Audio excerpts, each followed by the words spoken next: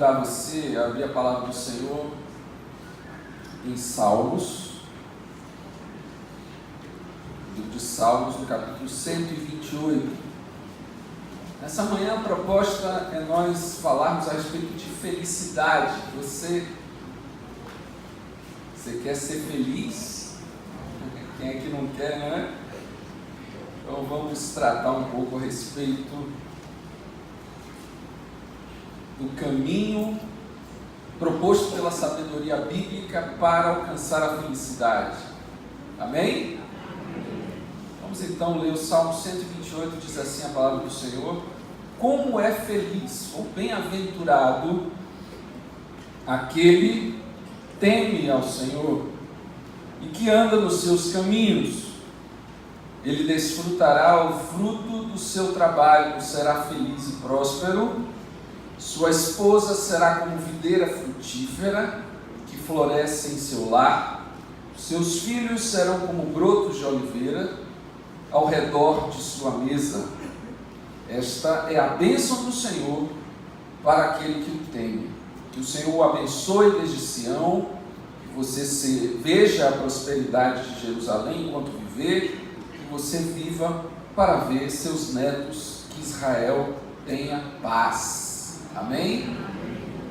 Meus amados, então o desafio é que nós pensemos, e nós poderíamos acabar aqui com esse salmo e não falar mais nada, né? Ele já fala muita coisa a respeito da felicidade, das consequências na nossa vida, deste princípio que é o temor do Senhor. Mas há muito, a palavra de Deus sempre nos desafia a nos aprofundarmos aquilo que por vezes nós encontramos aparentemente claro, nítido, mas que necessita de que nós pensemos, reflitamos. Então nós temos alguns conceitos que estão em torno disso que nós queremos pensar aqui nesta manhã, que é o conceito de felicidade, que é o conceito de sabedoria, e como uma leva a outra, como esta sabedoria pode nos levar à felicidade. Então temos um caminho cheio de coisas complexas, precisamos desvendar alguns enigmas importantes para nós desvendarmos. Eu gostaria de começar pensando em alguns conceitos que ao longo do tempo foram sendo trabalhados sobre felicidade e que são conceitos em que geralmente nos fiamos, pensando que possa significar felicidade, para então chegarmos na proposta bíblica de felicidade, que esse é o nosso objetivo nessa manhã. Então, a primeira coisa que nós precisamos compreender, que muitas pessoas pensam que felicidade feliz, então é a pessoa que vive situações de intensidade, sensações intensas, viver alegrias maravilhosas, né? Então assim, essa é uma proposta desde a Grécia, está ligada ao hedonismo. Hedonismo significa busca pelo prazer. Então, há pessoas que pensam que ser feliz é viver prazeres, viver situações de alegria intensa em que possa se ter sensações, viver sensações cada vez mais interessantes. Agora perceba que o caminho do prazer, qualquer que seja ele, seja do ponto de vista físico, sexual, seja do ponto de vista de realizações, todos os prazeres dessa vida, eles passam, né? São efêmeros. Geralmente as pessoas não vivem essa euforia constantemente, né? Então não poderíamos então ter este conceito atrelado a algo que é permanente, que é constante na nossa vida, mas algo que acontece eventualmente. Então assim, pensemos que esse pode ser um contexto de felicidade, ou seja, imaginamos que talvez felicidade seja uma coisa que acontece uma vez ou outra. Somos felizes em determinados momentos, e em outros momentos não somos felizes. Do ponto de vista hedonista, esse tipo de conceito estaria perfeitamente compatível, ou seja, felicidade não é uma coisa que você segura, é uma coisa que de vez em quando você passa por ela. Tem outro conceito de felicidade que é um pouco mais permanente, do platonismo, de Platão, que ele define que feliz é o sujeito que está no lugar certo. Ou seja, se o sujeito ele nasceu para ser um sapateiro e ele faz sapato, então ele é feliz. Se o sujeito nasceu para ser um professor e se torna um professor, então ele é feliz. É o conceito de adequação social, o ambiente em que você vive e que está inserido no conteúdo antigo da Grécia, da polis. O indivíduo então que se encontra no lugar onde ele deveria estar, a possibilidade idealística, Nós imaginamos uma sociedade ideal, seria em que todo mundo fosse feliz, e feliz seria aquele que estaria fazendo exatamente aquela coisa que ele nasceu para fazer. Então, temos esse conceito de felicidade que é estar no lugar certo. Temos outro conceito de felicidade, que é aquele que se contenta com aquele que tem, com aquilo que tem, ou seja, que aprende a conviver com aquilo que tem, com as coisas que tem, com as pessoas que convive, e ele então se sente satisfeito com aquilo. É o sentido do contentamento, de uma vida que seria plena, não a partir daquilo que eu posso conseguir, do que eu não tenho, que seria a busca do ideal, mas me contentar com aquilo que eu já tenho, uma vida nesse sentido eudaimônica, é um termo grego que fala sobre a possibilidade de termos um espírito contente, um espírito feliz com aquilo que nós vivemos, com a vida que nós temos. Temos mais para frente um conceito que é de que felicidade é estar em paz, estar tranquilo, estar zen, estar em paz com tudo que aconteça. O mundo pode cair ao meu redor, mas eu estou ali em paz, tranquilo. É um conceito mais dos estoicos, dos epicureus. Estamos na época em que o apóstolo Paulo aparece, por exemplo, Sêneca, que é um importante pensador estoico. Ele dizia: a felicidade está no ser e não no ter, ou seja, é a paz interior, é a realidade de estar tranquilo, mesmo com as coisas que aconteçam, independente do que está acontecendo, estar tranquilo. Então, ser uma pessoa tranquila, cultivar uma forma de vida que me deixe apático. Esta é uma das palavras que se utilizava, Nós hoje temos a ideia de apatia como se estivéssemos totalmente avessos ao que está acontecendo, ou desinformados, ou coisas dessa natureza. Mas apático é aquele que basicamente não muda o seu humor, independente do que está acontecendo fora de si. Então, essa felicidade está no que você é, no seu senso de tranquilidade, na sua tranquilidade enquanto as coisas estão acontecendo.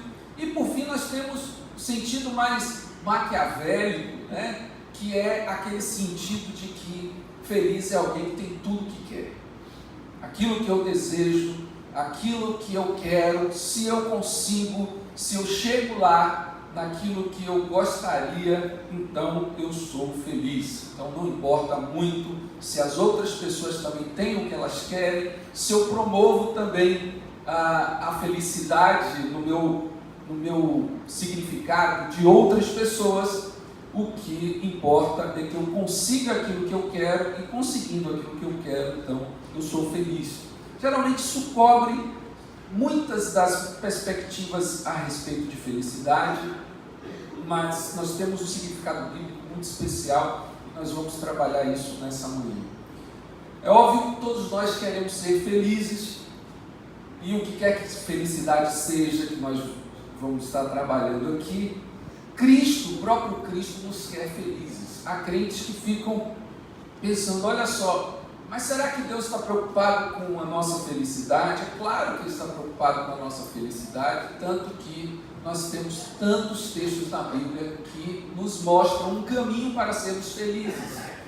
É interessante nós pontuarmos, para aqueles que ainda não sabem, que o termo bem-aventurança, quando ele aparece na Bíblia, é um termo que está sendo referido à felicidade. Felizes são aqueles que isso, que aquilo, no caso o Senhor Jesus nos traz um conjunto delas, logo no início do seu período de pregação, e Ele então nos mostra que se preocupa com a nossa felicidade. Se Ele nos trouxe caminhos para a felicidade, é porque Ele se preocupa com a nossa felicidade.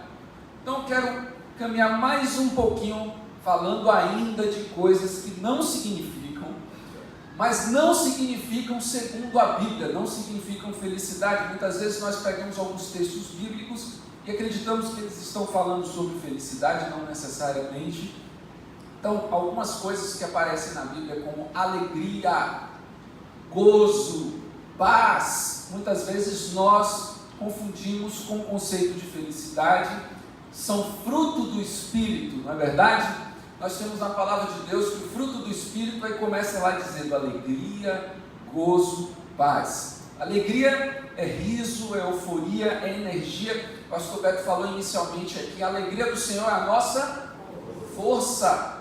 É com o ânimo de Deus que nós vivemos a vida, nós temos força, nós temos energia, a energia vital promovida pela presença do Espírito Santo em nós, é o que nos faz viver em abundância. A alegria do Senhor é a nossa força, no entanto, ela depende de um cultivo permanente desta presença do Espírito Santo. No entanto, nós sabemos que oscilamos em pensamentos, oscilamos em circunstâncias em que podemos não estar alegres, né?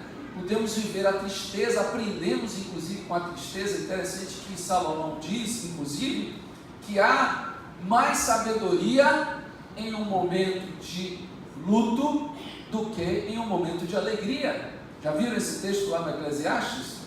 Então a sabedoria muitas vezes ela está ligada, algumas vezes, aos momentos tristes, né? O que nos dá ânimo, nos dá força e alegria do Espírito Santo nas nossas vidas para continuar, mesmo que vivamos tristezas e alegrias. Portanto, ela não é perene, ela não é constante na nossa vida.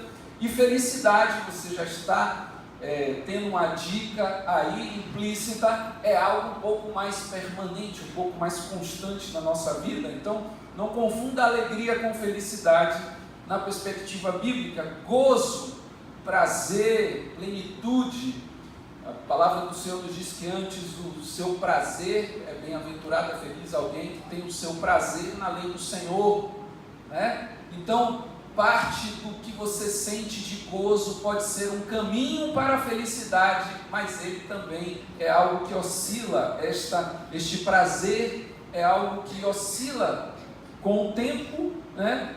Então, é importante que nós entendamos que estamos falando de coisas passageiras, que horas elas se manifestam, horas elas não se manifestam, e por fim, outro fruto do Espírito, que é paz. E nós estamos compreendendo aí que então o conceito epicurista, que fala de paz de espírito, não diz respeito à ideia de felicidade bíblica, porque nós entendemos que paz também é fruto do Espírito. Algumas vezes estamos em paz, algumas vezes estamos agitados, algumas vezes, então, precisamos cultivar, obviamente, a presença do Espírito Santo para termos com mais constância estes sentimentos, mas nós sabemos que eles oscilam, então não podem significar a felicidade. Então, nenhum desses significa felicidade. Uma coisa que é importante também nós entendermos, dentro dessa ideia do que não é felicidade na Bíblia, é que não alcançamos a felicidade buscando ela mesma. Há pessoas que acreditam que vão buscar a felicidade, ou vão encontrar a felicidade buscando ela mesma. E aqui estamos rigorosamente dentro do tema, porque basicamente, quando nós desejamos demais uma coisa, nós acabamos não alcançando-a em determinados sentidos aqui nesta vida. Eu vou dar um exemplo para você. Quando as pessoas, por exemplo, fazem exercício físico, se elas estão buscando somente, única e exclusivamente a forma física, a não ser que elas sejam pessoas que trabalhem como modelos, a não ser que elas sejam pessoas que especificamente precisam dessa forma física para outra finalidade, então, geralmente elas desistem. Se elas não têm um motivo maior para alcançarem aquela forma física, elas geralmente não permanecem. Por exemplo, se a pessoa não tem um ideal de saúde, se ela não entende que precisa estar saudável para então viver melhor, por exemplo, ter uma velhice melhor ou ter mais longevidade. Se a pessoa não objetiva essas coisas, geralmente ela não consegue perseverar na atividade física. Você já parou para pensar sobre isso? E por que isso acontece? Porque sempre por trás de algo que se alcança, que é algo bom, prazeroso na nossa vida, nós precisamos ter virtudes por trás dessas coisas. Então, você só alcança alegria, por exemplo, no sentido bíblico, gozo e paz, quando você busca a virtude que é a própria presença de Deus. Você vai atrás do Espírito Santo de Deus, você quer ser mais parecido com Jesus, você quer andar mais com Deus, você quer cultivar a presença de Deus, então Ele se faz mais presente na sua vida. Como consequência, o que é que você tem?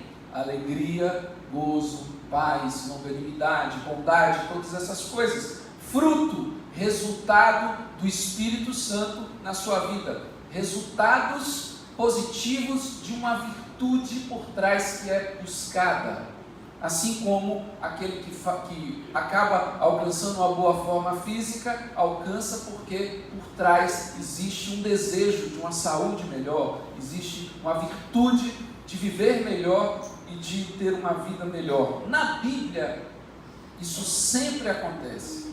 Você precisa estar buscando virtudes para que você tenha boas consequências na sua vida. Está claro, irmãos, o que nós estamos falando aqui? É sempre assim. E a busca pela sabedoria, e aqui nós estamos chegando no X da questão, é que produz a felicidade. É buscando a sabedoria. Então, a sabedoria é a virtude oculta que nos conduz, que tem como consequência a felicidade, né?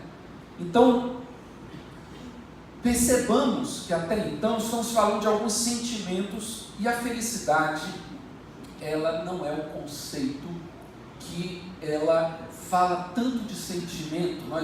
Eu quero que você revisite o texto que nós estávamos lendo no início, Salmo 128, e ele diz assim: como é feliz aquele que teme ao Senhor, que anda nos seus caminhos. Nós vamos ver algumas consequências na própria vida desse indivíduo. Desfrutará do fruto do seu trabalho, será próspero, sua esposa será como videira frutífera, seus filhos serão como brotos de oliveira. Nós estamos falando, amados, de coisas na vida, ou seja, de coisas concretas, factuais, que acontecerão com pessoas que buscarem a sabedoria. Ou seja, a felicidade não é algo que se sente, a felicidade é algo que se prova. Felicidade são concretudes, são coisas que acontecem na nossa vida e elas então nos cercam. A melhor palavra para talvez você identificar o que seria alguém feliz seria alguém abençoado. Alguém feliz é alguém que é abençoado por Deus. Então, veja que isso não tem tanto a ver com o sentimento, mas tem a ver com consequências de um estilo de vida, um tipo de comportamento que nos levará a ter certo tipo de abundância. Então, feliz é então aquele que tem como consequência algumas coisas em função dessa virtude essencial, que é a virtude da sabedoria. E como encontramos isso nesse texto? Diz aqui a palavra de Deus, veja no primeiro versículo: feliz é aquele que teme ao Senhor. E o temor do Senhor, como diz Provérbios capítulo 9, versículo 10, é o quê? A nossa sabedoria. É o princípio da sabedoria. Então, amados, se quem teme ao Senhor é feliz, e o temor do Senhor é o princípio da sabedoria, então é buscando a sabedoria que alcançamos a felicidade. Está claro ou não está? A palavra de Deus nos deixa claro isso, né? Então, não é uma coisa independente do que plantamos, do que nos esforçamos, mas tem a ver com uma vida que é construída, que é concretizada. Por exemplo, Cristo diz: bem-aventurados os que choram, porque serão consolados. Né? Então, a bem-aventurança está no consolo, ou seja, na consequência daquilo que é estar ali em obediência. Você vai ver que todo o sermão da montanha vai desembocar numa ideia daqueles que ouvem as palavras do Senhor Jesus e as praticam. Então, Cristo está falando sobre obedecer esses mandamentos, e na obediência daqueles mandamentos, então, bem-aventurados são aqueles que choram, porque serão consolados. O consolo é o exemplo da bem-aventurança, da felicidade, ou seja, a consequência de obedecer às palavras do Senhor Jesus. Então, para Deus, ou para a palavra de Deus, para a Bíblia, a felicidade, então, é realizada na conquista do sucesso, ou da realização, proveniente da observância e obediência dos preceitos da sabedoria bíblica. Então, nós temos os livros. Eu não vou entrar tão profundamente no significado de sabedoria. Nós vamos ter o pastor Maurício, a partir da terça-feira aqui, falando sobre esse assunto. Ele vai conceituar muito bem a sabedoria, vai usar o nosso texto base lá de Jó. Então não perca essa semana para você poder se aprofundar nesse assunto. Mas entendamos por base que sabedoria está sendo representada na Bíblia por um conjunto de mandamentos, um conjunto de preceitos de Deus que lhe conduzirá a ter um tipo de vida feliz.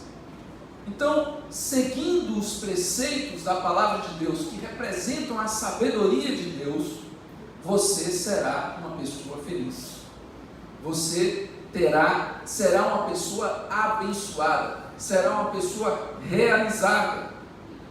Aqui nesse texto especificamente fala de algumas bênçãos, né? Um homem, por exemplo, tem uma mulher fértil, filhos abençoados, tem uma colheita farta. Nós estamos falando da realidade de um homem na antiguidade, que vivia então aqui uma situação em que essas eram as necessidades: a continuidade da sua descendência, poder passar os seus bens para alguém, poder ter essa tranquilidade de que haveria quem administrasse essas coisas, ter a tranquilidade de que haveria alimento constante na sua colheita. Ele colheria então do seu fruto, daquilo que trabalha. Então, irmãos, nós temos que esta sabedoria, então, é o caminho, esta busca de viver nos mandamentos de Deus, então tem como consequência toda esta bênção que aqui é representada por esses elementos, mas ganha o significado de abençoado em todos os sentidos que nós podemos ter na nossa vida. Uma vida abençoada é uma vida, segundo a Bíblia, uma vida feliz. E qual o caminho proposto pela palavra do Senhor para isso alcançar? Eu só vou falar de duas coisas, são muitas coisas que a palavra de Deus nos mostra, mas aqui nós temos uma dica que tem a ver com o temor do Senhor e o cultivo destes mandamentos. É importante nós compreendermos também que essa palavra temor, ela quer dizer um respeito. Um respeito não é medo de Deus, mas é um respeito pela pessoa de Deus, por compreensão de quem Ele seja, por compreensão de que os seus direcionamentos e o seu conhecimento é sublime, e por conta deste conhecimento sublime, por conta dessa posição de Deus superior, então obedecemos. É um sentimento de respeito que nos conduz à obediência, à submissão a Deus. Temor significa isso. E tem a ver, então, com nós acharmos um sentido para a nossa existência. Quando nós entendemos quem é Deus, qual é a nossa posição com relação a Deus, nós achamos um sentido para a nossa existência, e esse sentido para a nossa existência é essencial para termos uma vida abençoada. Há muitas pessoas que não se entendem, não se posicionam, não entendem qual é o sentido da vida, e uma das coisas que conduz a uma vida plena, a uma vida feliz neste mundo, é um sentido mais pleno da nossa existência. É interessante, amados irmãos, que nós temos uma antiga história, um mito antigo, fala sobre um sujeito chamado Glauco Marinho. Glauco Marinho é chamado assim pelo fato dele ter falecido no mar. Ele estava no mar e se afogou. E quando se afoga no mar, desaparece e as pessoas passam a procurá-lo. E num determinado momento, ele é achado. E quando ele é achado completamente desfigurado. Porque ao passo que as marés iam levando Glauco por todos os cantos, ele ia absorvendo pedaços de coisas, ia deixando pedaços dele no ambiente marinho. Então, partes de ostras, partes de pedras, partes de coisas iam grudando no corpo de Glauco. Ele então é achado despedaçado, desfigurado e confundido com as coisas do mar. É interessante que isso nos mostra que há coisas na natureza que elas são características de outras coisas que não humanas. Por exemplo, as coisas minerais, elas são duras, as pedras são duras, a madeira é algo duro, uma porta boa é a porta dura. Mas isso é característica de mineral, não é de ser humano. Ser humano é uma coisa diferente de porta, é uma coisa diferente de pedra. Não podemos ser como pedras, não podemos ser como portas. Vegetais são coisas que ficam absorvendo o tempo inteiro, plantas, são coisas que ficam absorvendo energia o tempo inteiro. Nós, seres humanos, não podemos ser como plantas, absorvendo coisas o tempo inteiro. Nós precisamos ser diferentes. Os animais são outras coisas que estão no ambiente da natureza, são seres instintivos, simplesmente vivem de acordo com seus desejos, aquilo que querem, aquilo que pensam. Os animais são maquiavélicos no sentido mais essencial da coisa, eles buscam aquilo que eles querem por puro instinto. Nós, seres humanos, não podemos ser assim. Então, a característica básica de nós, seres humanos, é sermos diferentes de todas essas coisas, e a vida que Deus tem proposta para nós não é a vida de sermos pessoas endurecidas, não é a vida de pessoas que vivem absorvendo os outros, ou a vida dos outros. Nós somos transferidores, abençoadores, nós somos oferecedores de vida e não secadores das pessoas que estão do nosso lado, né? Nós não somos, temos que ter o cuidado de não tirar a energia das coisas, a energia das pessoas. Não somos plantas, não somos animais que também vivemos só de acordo com os nossos instintos, os nossos desejos, buscando somente satisfazer tudo aquilo que a nossa cabeça, a nossa vontade tem. Não podemos ser como um Glauco, né? Precisamos ser cheios de vida E para isso precisamos obedecer os mandamentos de Deus, precisamos achar este lugar dentro deste ambiente de obediência, de sujeição na palavra de Deus, que é temer a Deus, que é respeitar a Deus, entender que Ele nos leva à nossa verdadeira identidade humana. Nós verdadeiramente nos tornamos verdadeiros humanos quando nós nos encontramos com Deus. Agostinho dizia uma coisa muito interessante, de que quando o ser humano se perdeu de Deus, ele não se perdeu somente de Deus, ele se perdeu também de si mesmo. Se você for ver lá no Éden, Deus pergunta a Adão: onde você está? E Deus é onisciente, sabia onde Adão estava. Então o que Deus estava perguntando ali a Adão é: onde está aquela pessoa com quem eu conversava na viração da tarde? Ele não está mais aí, está perdido de si mesmo. Quem se perde de Deus, não se perde somente de Deus, se perde também de si mesmo. E esse reencontro é exatamente um reencontro com este lugar em que respeitamos a Deus, entendemos que precisamos dessa relação com Ele e precisamos obedecer os seus mandamentos. Por fim, temos a ver também, irmãos, que como temos esse padrão no Antigo Testamento de tudo nos ir bem, nós podemos, fechando aqui, imaginar que a felicidade ela não tivesse chegado a pessoas como o apóstolo Paulo, por exemplo, ou que a felicidade não pudesse chegar a pessoas como o próprio Jesus, que tiveram vidas muito sofridas, que tiveram muitos problemas, que não viram tantos frutos, digamos assim, veja só, do ponto de vista do que imaginamos aqui nesse texto que nós lemos, mas precisamos entender que o significado do Novo Testamento de felicidade também nos leva a um tipo de vida abençoada, diferente. Cristo, por exemplo, nos diz que bem-aventurados sois vós, ou felizes, se forem perseguidos, porque grande é o vosso galardão nos céus.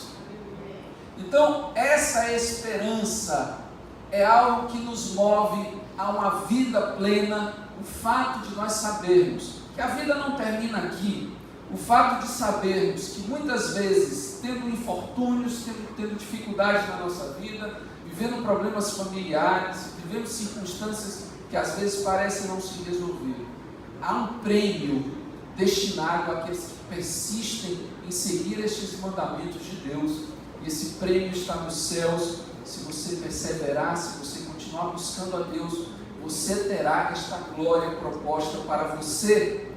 E isso deve alegrar o seu coração, deve encher a sua vida de significado.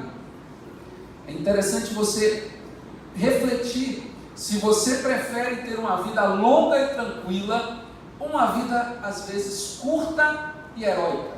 O que é que você preferiria? Pensa aqui comigo. Você preferiria uma vida longa e tranquila, ou uma vida curta e heróica? Ou seja, uma vida curta e com um significado pleno, que até na morte se significa. É importante nós entendermos que essa plenitude também do cumprimento do dever é algo que representa felicidade. Senso de dever cumprido, senso de pertencimento a uma causa nobre, senso de estar comprometido com coisas maiores do que você, viver impregnado por uma missão, é a felicidade dos soldados, é a felicidade dos atletas, é o que Paulo dizia: correi de tal maneira que alcanceis, e que faz ele dizer uma das coisas que deve causar mais alegria no nosso coração, que é o verdadeiro motivo da felicidade, sensação plena de dever cumprido. Ele diz: acabei a carreira, guardei a fé. Se você fizer isso, se você chegar no final da sua vida e você puder dizer isso, você pode dizer que viveu uma vida feliz. Amém? Que Deus nos abençoe.